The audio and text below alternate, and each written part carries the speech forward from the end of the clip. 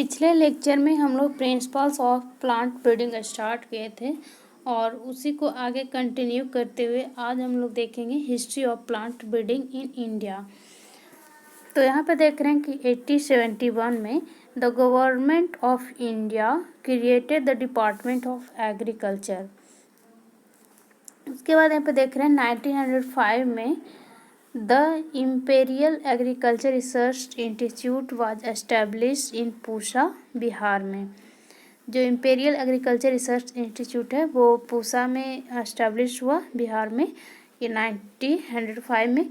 और उसके बाद यहाँ देख रहे हैं कि 1934 में अर्थक्वेक आया, जिसके कारण जो बिल्डिंग था वो डैमेज हो गया और इसीलिए वो 1936 में इसको शिफ्ट किया गया न्यू दिल्ली में। उसके बाद यहाँ पे देख रहे हैं 1946 में name was change Indian agriculture research institute. जो इसका नाम रखा गया था इम्पेरियल एग्रीकल्चर रिसर्च इंस्टीट्यूट, इसको चेंज करके कर दिया गया इंडियन एग्रीकल्चर रिसर्च इंस्टीट्यूट। उसके बाद यहाँ पे देख रहे हैं 1901 से 1905 में agriculture college was established at Kanpur, Pune, Sabour, Lyallpur और कोयम्बटूर में। और उसके बाद यहाँ पे देख रहे हैं 1929 में imperial council of agricultural research was established. 1946 में क्या हुआ, name was change to Indian council of agriculture कर दिया गया। इसको जो imperial council of agriculture research था उसको 1946 में इसका नाम चेंज कर दिया गया Indian council of agriculture research. और उसके बाद आगे देख रहे हैं,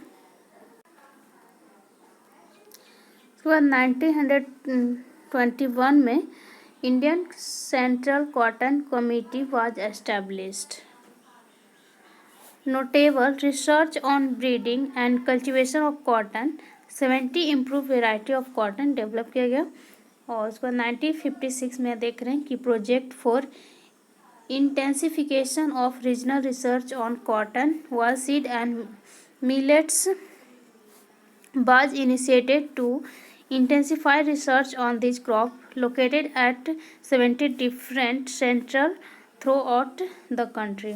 उसके बाद 1957 में आप देख रहे हैं ऑल इंडियन कोऑर्डिनेटेड मेज improvement project was started with objective of exploiting heterosis. उसके बाद यहाँ पे देख रहे हैं 1961 में हुआ द फर्स्ट हाइब्रिड मेज वेराइटी रिलीज किया गया by the project. ICR initiated, इसका फुल फॉर्म होगा Indian council of agriculture research initiated coordinated project for improvement of other crops. First agriculture university established eight Pantnagar, UP में first agriculture university establish किया गया। अब आगे देख रहे हैं यहाँ पे क्या है, scientific contributes of emits scientist. यहाँ पे नेम ऑफ साइंटिस्ट है और उसके बाद इनका जो कंट्रीब्यूशन है वो है, तो अलार्ड एंड बर्दसेव, G&E इंट्रैक्शन। उसके बाद रिकरेंट सिलेक्शन फॉर SCAR हल के द्वारा है और recurrent selection for GCA Jenkins और डोमिनेंट हाइपोथेसिस डेवेनपोर्ट द्वारा। और इसके बाद यहाँ पे देख रहे हैं gene for gene hypothesis floor के द्वारा और प्योर लाइन कॉन्करेंट जॉनसन का कंट्रीब्यूशन है और बैक क्रॉस मेथड है जो कि हार्ले एंड पॉप के है और डबल क्रॉस स्कीम जॉनसन का, cytoplasmic genetic male sterility Jones and Davis का और ear to row method Hopkins का, कोल्चिसिन जो कि म्यूटाजिन है उनका, ब्लैक सेल एंड नेवल का, single seed descent method Goulden का और self incompatibility Lewis vertifolia effect wander Planck.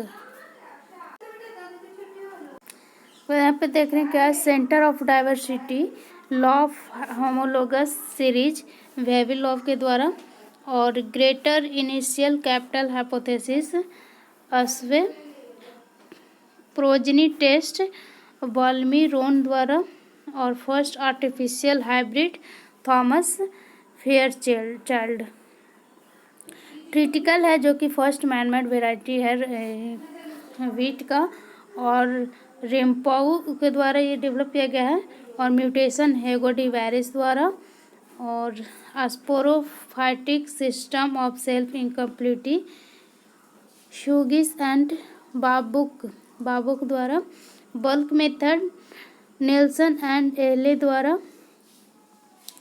रैप्नो brassica कार्पेंचिको द्वारा। उसके बाद यहाँ पे देख रहे हैं हेट्रोसिस साहुल के द्वारा, male sterility Jones and Davis द्वारा, father of hybrid rice Yuan Longping है, योन लॉन्ग पिंग, और self incompatibility classification Lewis, mechanism of insect resistance Painter, modified bulk method Atkins, component of genetic variety classification Fisher, male sterility in maize Rhodes, और micro centre हार्लेन। उसके बाद यहाँ पे देख रहे हैं केमिकल म्यूटाजिन ऑर्बेच और मल्टी लाइन कंसेप्ट जेनसन, और green revolution in India M.A. Swaminathan, और semi dwarf rice variety at IRRI T Chang, forage breeder JW Burton द्वारा। उसके बाद यहाँ पे देख रहे हैं फॉरेज ब्रीडर जो थे वो TJ जेनकिन थे, और सोयाबीन ब्रीडर E हॉर्टविंग। उसके बाद सम इंडियन प्लांट ब्रीडर के बारे में देखते हैं। तो TS बेंगटर्मन हैं जो कि an eminent sugar cane breeder हैं।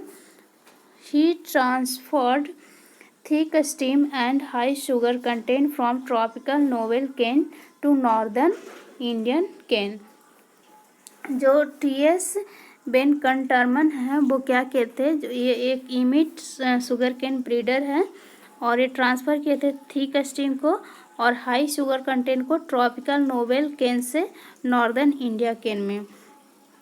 This process is known as nobilization of sugar. इस प्रोसेस को क्या बोला जाता है, नोवेलाइजेशन ऑफ शुगर बोला जाता है।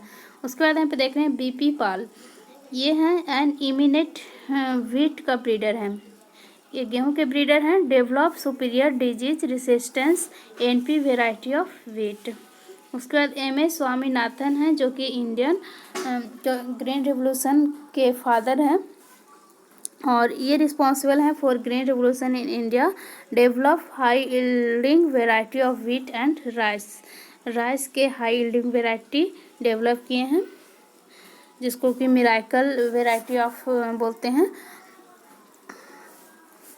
और उसके बाद देख रहे हैं पुष्कर नाथ हैं जो कि फेमस हैं पोटैटो ब्रीडर के लिए।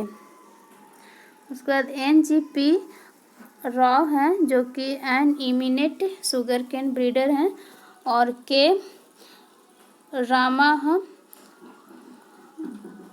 ये रिनॉल्ड राइस ब्रीडर हैं। रामधन सिंह हैं जो कि फेमस व्हीट के ब्रीडर हैं, और DS अतवल हैं जो कि फेमस पार्ले मिलेट के ब्रीडर हैं ये। उसके बाद बोइंसन हैं जो कि एन इमिनेट मेज ब्रीडर हैं। डारपगल सिंह जो हैं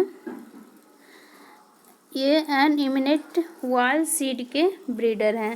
उसके बाद देख रहे हैं CT पटेल जी हैं जो कि फेमस कॉटन ब्रीडर हैं, to develop world first cotton hybrid in 1970 में। और V संथामन जो हैं जो फेमस है किसके लिए, कॉटन ब्रीडर के लिए।